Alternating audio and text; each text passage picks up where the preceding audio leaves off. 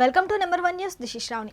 Party నాయకుల్లో ఎలాంటి అసంతృప్తి లేదని టీడీపీ ఎమ్మెల్సీ పంచుమర్తి అనురాధ పేర్కొన్నారు. పార్టీ నిర్ణయాలకు కట్టుబడి ఉంటామని, పార్టీకి అనుగుణంగానే నడుచుకుంటామని చెప్పారు. పార్టీలో ఎలాంటి సమస్యలు లేవన్నారు. ప్రతి సమస్యపై చర్చించుకున్న తర్వాతే నిర్ణయం తీసుకుంటామన్నారు. జోగి రమేష్ కు సిగ్గు లేదని, ఆయన చేనేతలకు చేసిందేమీ లేదని తెలిపారు. పెడన నియోజకవర్గంలో కోట్లు దండుకున్నారని ఆరోపిస్తున్న పంచుమర్తి అనురాధతో మా ప్రతినిధి Ravindra face to face. Telugu Desam పార్టీలో సీనియర్ నాయకురాలుగా ఉన్నారు. ఇప్పుడు ప్రస్తుతం శాసన మండలిలో ఎమ్మెల్సీగా ఉన్నారు. చీఫ్ విప్ గా పంచుమర్తి అనురాధ గారు. రాష్ట్రంలో జరుగుతున్నటువంటి రాజకీయ పరిణామాలు, అలాగే పార్టీలో కూడా ఒక రకమైనటువంటి డిస్కషన్ అయితే నడుస్తుంది. దానికి సంబంధించి కొన్ని ఇష్యూస్ మీద మేడంతో మాట్లాడే ప్రయత్నం చేద్దాం. నమస్తే మేడం. ముఖ్యంగా పార్టీలో ఒక రకమైనటువంటి నిరాశ, నిస్పృహ, అసంతృప్తి కొంతమంది సీనియర్ నాయకుల్లో ఉన్నట్లు ఒక మీ పార్టీలోనే చర్చ జరుగుతుంది. మీరేమంటారు?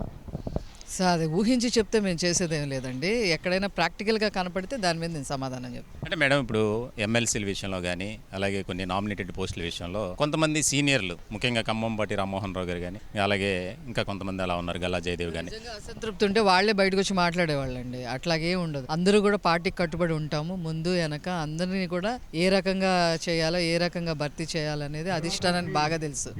ఇది చిన్నపిల్లల పార్టీ కాదు, ఇది 40 సంవత్సరాలు దాటిన పార్టీ. సో దానికి అనుగుణంగానే మేము అందరం కూడా నడుచుకుంటాం. ఇంకోటి మేడం, కూటమిలో ముఖ్యంగా భారతీయ జనతా పార్టీకి ప్రాధాన్యత ఇవ్వట్లేదు అనే చర్చ కూడా బాగా నడుస్తుంది. అంటే ఇటీవల కాలంలో పొలిటికల్ సర్కిల్లో బాగా వినిపిస్తుంది. దానికి సంబంధించి కూడా విష్ణుకుమార్ రాజు ఎమ్మెల్యే ఆయన కూడా ఒక రకమైనటువంటి అసంతృప్తి వ్యక్తం చేశారు. అటువంటిది ఏమైనా ఉందా? ఉంటే ఒకవేళ ఆ సమస్యల్ని ఎలా పరిష్కరించుకుంటారంటే మీరేం చెప్తారు? అట్లాంటిది ఏమీ ఉండదండి. ఉండే అవకాశం కూడా లేదు. ఎందుకంటే ప్రతి ఇష్యూ మీద కూటమిలో ఉన్న వాళ్ళందరూ, పార్టీలు అందరూ కలిసి కూర్చొని చర్చించుకున్నాకే ఆ తర్వాత ఒక నిర్ణయానికి వచ్చి ఆ తర్వాత అది ఇంప్లిమెంటేషన్ చేయడం జరుగుతుంది.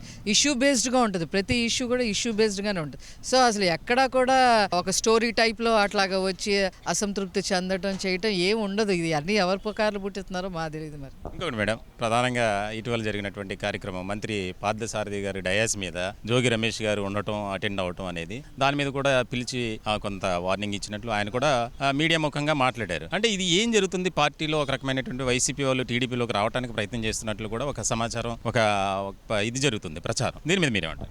జోగి రమేష్కి సిగ్గు ఎగ్గు ఉండదు. ఏదో రకంగా మా కార్యక్రమాన్ని ఓవర్కమ్ చేయాలి అని ఏదో పెట్టుకున్నాడు. అది దీని మీద మరి ఆ పక్కన ఉన్న వాళ్ళు కూడా గౌతి శిరీష గారు, పార్థసారథి గారు ఎక్స్ప్లెనేషన్ ఇచ్చారు.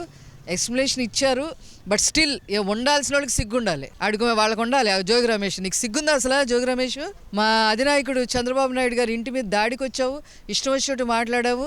చేనేతలకు నువ్వు చేసింది ఏమీ లేదు. పెడ నియోజకవర్గంలో కోట్లు దండుకున్నావు.